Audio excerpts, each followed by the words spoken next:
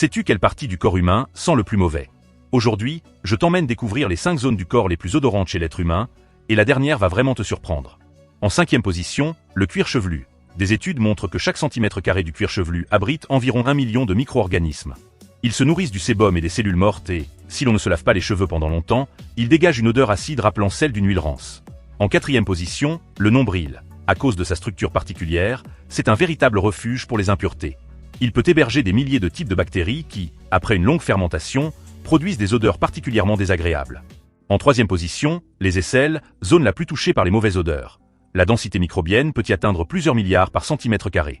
Les glandes sudoripares y sont très nombreuses et certaines bactéries décomposent les acides gras en produisant des composés soufrés.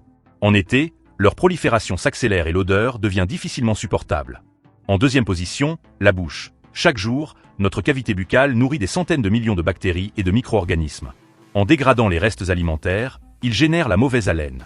Sans une alimentation équilibrée et une bonne hygiène bucco-dentaire, ces bactéries peuvent aussi produire des substances acides qui attaquent l'émail des dents.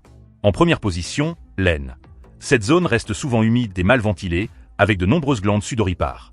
À cela s'ajoutent des résidus et un mélange de sueur, de bactéries, de substances issues du métabolisme et de sébum, ce qui crée une odeur encore plus complexe et plus intense que celle des aisselles.